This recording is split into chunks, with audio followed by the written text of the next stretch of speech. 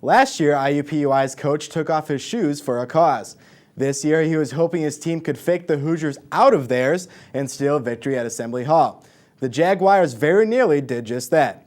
We'll have the highlight before you can finish saying Indiana University, Purdue University. Tom Crean getting ready for his second game as Indiana head coach against Ron Hunter and IUPUI. Early on, it was all Jaguars as right here, Robert Glenn knocks down the 18-foot jumper to go up 6-0. And then Leroy Nobles in transition finds John Avery for the dunk. IUPUI up 18-12. But now it's time for Tom Pritchard to take over. Right here, he gets the pass from Brett Finkelmeyer, goes up strong, draws the foul. He would miss the free throw, but just a little bit later on, he gets the pass from Malik Story and throws it down. The Hoosiers are up 19-18, and IUPUI wants a timeout. Nick Williams here gets the pass off the inbounds. That's a 16-0 run for the Hoosiers. They're up 26-18, going to the half with a 31-20 lead.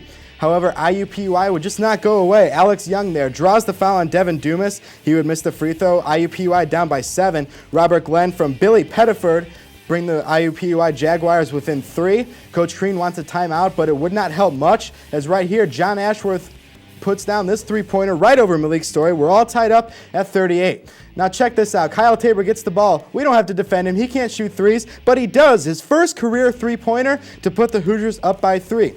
Next play, Robert Glenn answers, throws down the dunk, 43-42 Hoosiers. They trade baskets. Now we're up at 3:18 left, and Nick Williams goes up strong, and the foul off the glass. This would set up one last chance for the IUPUI Jaguars, and Alex Young takes a deep three, but he misses it. Daniel Moore pulls down the rebound. The Hoosiers are off to a 2-0 start. By the looks of the post-game celebration, you would have thought the Hoosiers had won their 6th national championship. Instead, it was a 60-57 edge over in-state foe IUPUI.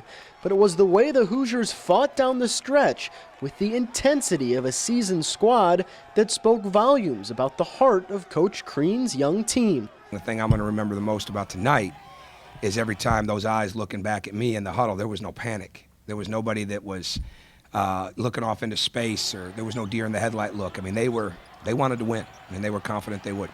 They played with toughness. They played with mental toughness. They could have folded at some time. This was good for both basketball teams. Not a lot of teams, they can say what they want about, Tom Crean is struggling, whatever. Not a lot of teams are going to come in here and win. He's doing a solid job with those kids. But Hunter had his Jaguar team prepared, scoring 3 players in double figures while shutting down one of Indiana's greatest strengths, the three-point shot. You have to learn how not to lose before you learn how to win. And right now, tonight, the bottom line was that we were playing in their hands if we lived down the perimeter shooting jump shots. We needed to get the ball into the middle, and we needed to play out of the middle. So freshman forward Tom Pritchard stepped up, securing his 2nd straight double-double with 19 points and 10 boards. He's been a joy to coach. He wants to learn. He wants to get better, and I'm glad we've got him. And he really stood up tonight and stayed with it and never got rattled, and I'm proud of him.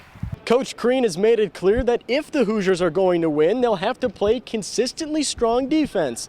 And in the game's final 2 minutes and 50 seconds, the Hoosiers did not allow a point, securing the win. To find a way to win, to get stops on the last 3 possessions after they were really scoring at will for a while, is a great experience for this group, because I think we beat a really good basketball team. We did a great job boxing out tonight, and just getting our hands on a lot of boards. We did a great job, and we're going to get better at it.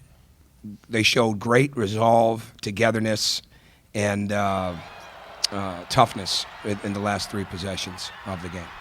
But the lasting image on Tuesday night would be the Hoosier team, led by their first-year coach, retreating to the student section to shake hands with the fans who made Assembly Hall rowdy. This was the night, with all the things that we've been talking about. We have to bring this thing back together. And I thought our crowd was phenomenal. Students, fans, it didn't matter, young or old, it did not matter. The place was bedlam at the end of this game. And it was heat of the moment maybe for us, but I mean, it was just so phenomenal to be a part of that.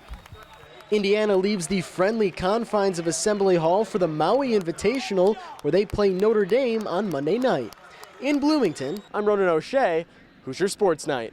IUPUI had to rely on the offensive contributions of 3 players.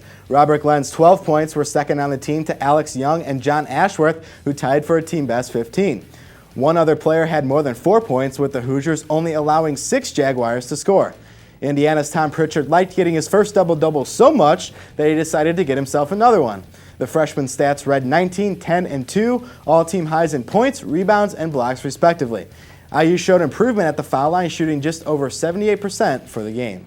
A 2-0 start for the IU basketball team has not come easy for the Hoosiers. Their 60-57 win against IUPUI came down to the final seconds. But Coach Crean knows this team has what it takes to win games. I think the most impressive thing, the thing I'm going to remember the most about tonight, is every time those eyes looking back at me in the huddle, there was no panic. There was nobody that was looking off into space, or there was no deer in the headlight look. I mean, they wanted to win, and they were confident they would. The young Hoosier team did not buckle under pressure, giving them a win over IUPUI. Freshman Tom Pritchard had his second double-double of the season with 19 points and 10 rebounds. I think that we gained a little experience. I mean, coming in the late games, we know that we were able to keep our composure in late games, and we didn't break down.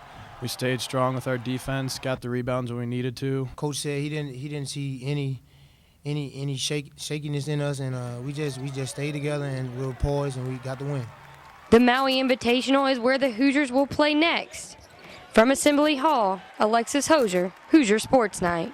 Mike Freitag and his men's soccer team looked to make up for a disappointing conference record by their standards in the Big Ten tournament, which took place in Madison, Wisconsin. They came close to being first-round flops, but after their overtime win against Ohio State, they were able to scrap their way to a final matchup versus conference leader Michigan State.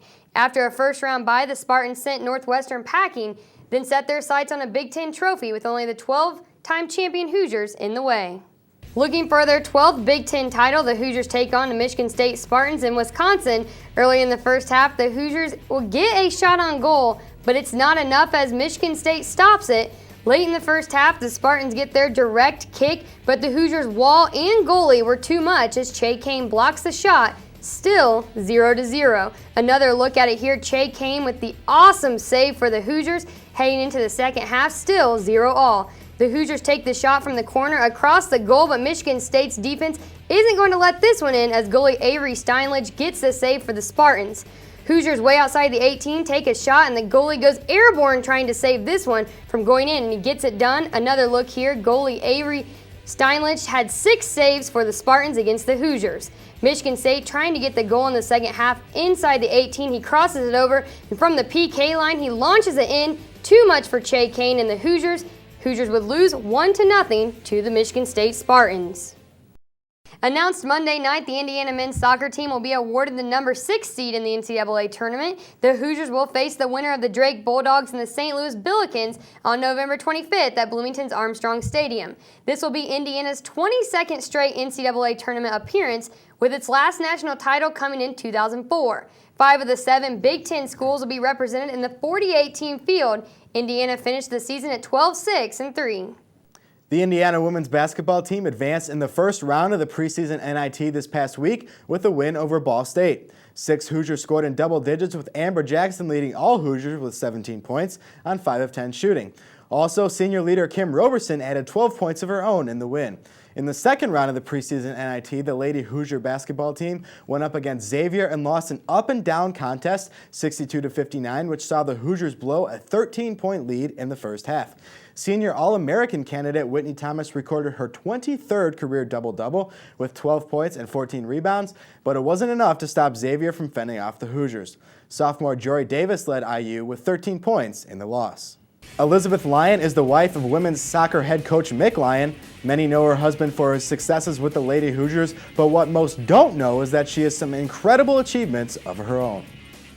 Wolverines, Trojans, and Rebels, oh my, the rundown is coming down the yellow brick road next on Hoosier Sports Night.